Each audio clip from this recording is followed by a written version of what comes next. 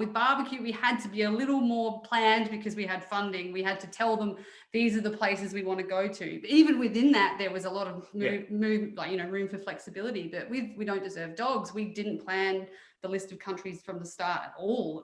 We just started shooting. I think we shot the first 3 countries, and then we would revisit and go, all right, what have we captured? What do we need to get that's different? Absolutely, serendipitous moment.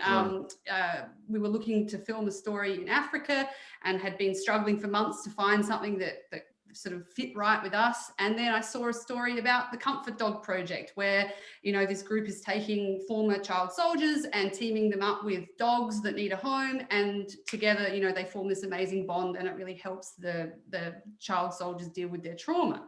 That was something I just came across on the internet and, sent them a message, and 20 minutes later we were on the phone to them and we were being invited to Uganda. So, being able to capitalize on little, moments like that, because we are just a crew of 2, we could literally jump on a plane 2 weeks later and be filming in northern Uganda. So the first, like Rosie said, barbecue we did with sort of other stakeholders and funding bodies. The second film, We Don't Deserve Dogs, we did completely on our own.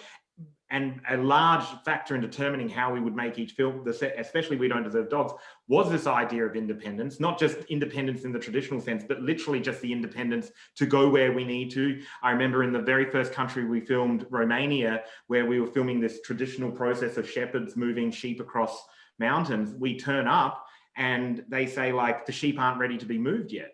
And we're like, you can't exactly blame isolated Romanian shepherds for not, moving to that New York minute, like some filmmakers would expect, right? And so what we did is we said, sure, no problem. When you want to move them, they're like, the weather's not quite right. It's not, maybe 4 or 5 days. And we're like, cool, we'll just hang out. Let us know when you're ready. Now, if that had been a bigger production, you would have had to put in a call to the producer, and you would have had to have gotten permission, and a team of 10 would have had to have an extended, whereas it's just the 2 of us. We're a couple in real life. It's literally a hotel room or less is all we need to sort of keep moving. And it gave us that flexibility. And everyone that we film with they're not people that are like famous celebrities that have been on camera a million times. We're coming into their world.